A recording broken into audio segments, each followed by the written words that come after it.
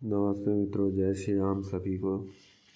आज हम जानेंगे कि देश में ये सब क्या चल रहा है, इससे भविष्य खतरे में नहीं है? Question mark. शाहरुख खान के बेटे आर्यन खान को करीब 25 दिन के बाद जमानत मिल गई है।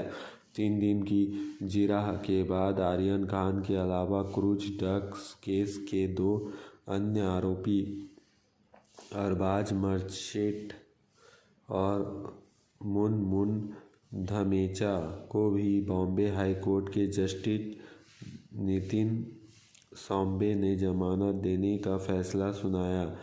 अब सवाल उठता है कि समाज, देश, धर्म और संस्कृति की रक्षा के लिए 50 साल तक जिन्होंने सेवा की, धर्मांतरण पर रोक लगाई, लाखों हिंदुओं की घर वापसी करवाई, करोड़ों लोगों को धर्म का मार्ग में चलाया, लाखों लोगों को व्यसन छुड़ाया, कत्ल खाने जाती हजारों गायों को रोककर उनका पालन पोषण किया, 14 फरवरी को वैलेंटाइन डे के जगह मातृ पितृ पूजन शुरू करवाया जो कि विश्वव्यापी हुआ, हजारों बाल संस्कार केंद्र खुलवाए और उनका जीवन उन्नत बनाया, वैदिक गुरुकुल खोलकर देश का भविष्य उज्जवल बनाया। आज उन 85 वर्षीय निर्दोष हिंदू संतों को 9 साल से जमानत नहीं मिल रही है। हर बार नया बहाना बनाकर जमानत खारिज कर दी जाती है।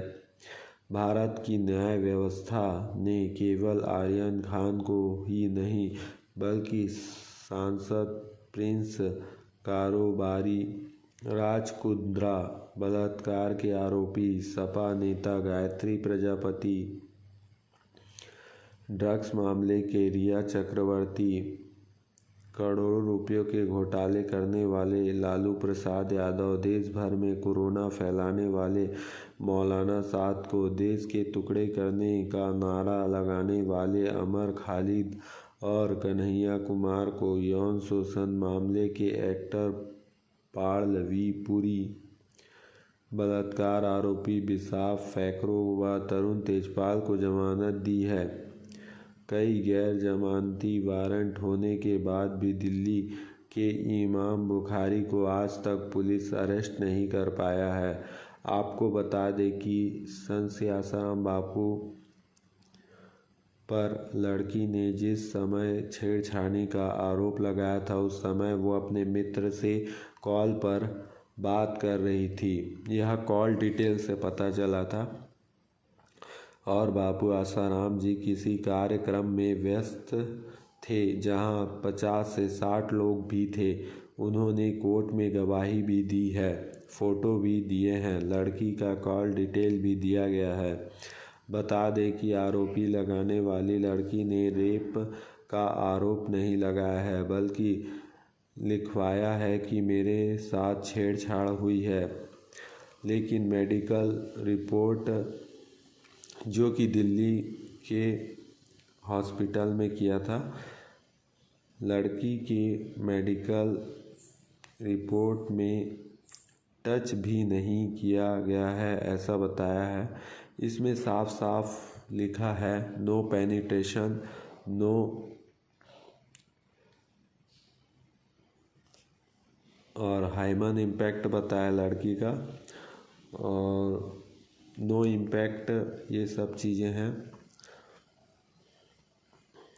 बापू आसाराम के निर्दोष होने के इन सब पुख्ता सबूत होते हुए भी उन्हें आजीवन कारावास की सज़ा सुना दी गई है और आज तक एक बार भी जमानत उन्हें नहीं दी गई है, जबकि 9 वर्ष होने जा रहा है। ये हिंदू संस्कृति को खत्म करने का कोई बड़ा षड्यंत्र तो नहीं है? प्रश्न मार्क। तो सभी हिंदुओं को जागरूक होना होगा और सभी हिंदू संगठन एकजुट होकर भारतीय संस्कृति और अपने सद्गुरुओं की रक्षा के लिए आगे आएं, तभी देश बच सकता है। क्योंकि संस्कृति से ही देश बचा हुआ है और जिस दिन संस्कृति खत्म हो जाएगी उस दिन सब खत्म हो जाएगा। तो संत ही देश की संस्कृति है और संत लोग ही संस्कृति और भक्ति, ज्ञान, कर्म योग, भक्ति योग, ज्ञान योग ये सब सिखाते हैं। तो संत बहुत ही महान होते हैं, कई लोगों की अच्छी जीवन मार्ग में चलाना सिखाते हैं। कई लोग अहमदाबाद में जो कि बहुत बदमाश थे और वे सद्गुरु की दीक्षा ज्ञान से इतने सुधरे कि उनके 5-5 दुकान हो गए। सोचो, एक दुकान था लेकिन उन्होंने इतने सुधर गए कि 5 दुकान हो गए। तो अहमदाबाद जैसे सिटी में 5 दुकान करके दिखाना कितनी बड़ी बात है, आप जानते हैं। और भी ऐसे महान शिष्य हैं इनके, जो कि बड़े बड़े जॉब में, बड़े बड़े पद में स्थापित हैं। कई लोग रेलवे जॉब करते हैं, 1-1 लाख तनख्वाह हर महीने का उठाते हैं। तो बापूजी की संगति में आके कई लोग सुधर गए और बड़े बड़े पोस्ट में आज हैं। और कई लोग भारतीय संस्कृति की रक्षा के लिए लगे हैं जी जान से। उनके युवा सेवा संघ चलता है, जिसमें 23,000 युवा सेवा संघ के भाई हैं, जो कि धर्म, संस्कृति और भारत विश्व गुरु बनाने के लिए तत्परता से सेवा कार्य कर रहे हैं। तो ऐसे सद्गुरुओं को जेल में रखना बहुत ही गलत बात है, जिन्होंने संस्कृति की रक्षा के लिए जी जान लगा दिया। और ऐसे महान संतों को षड्यंत्र करके जेल में रखा जाए तो ये बहुत ही गलत है। ईसाई मिशनरियों का पैसा भी आ रहा है इनको जेल में रखने के लिए। तो सभी हिंदू संगठनों से निवेदन है कि एकजुट होकर इस बापूजी को न्याय दिलवाएं और शीघ्र अतिशीघ्र ससम्मान रिहाई करें, क्योंकि संत ही देश के असली रक्षक हैं। क्योंकि जब तक ज्ञान नहीं होगा तब तक कोई कुछ नहीं कर सकता। बिनु सत्संग विवेक न होई, ईश कृपा बिना सुलभ न सोई। तो बिना ईश्वर की कृपा के सत्संग नहीं मिलता और गुरु नहीं मिलते और ना ही ज्ञान मिलता है। और अज्ञान किससे कटेगा? ज्ञान से। तो ज्ञान, जो अध्यात्म का ज्ञान बापूजी ने पूरे विश्व में फैलाया है, और असली आत्मा का ज्ञान जो आत्मकथा, वो बापूजी ने सुनाया है। कथा तो बहुत सुनते हैं लेकिन आत्मकथा तो बापूजी ने सुनाया है, जिसको सुनकर बहुत लोग सुधर गए। क्योंकि ऐसा कहा जाता है, आत्मज्ञानम परम ज्ञानम न विद्यते, आत्मज्ञान से कोई बड़ा ज्ञान नहीं है।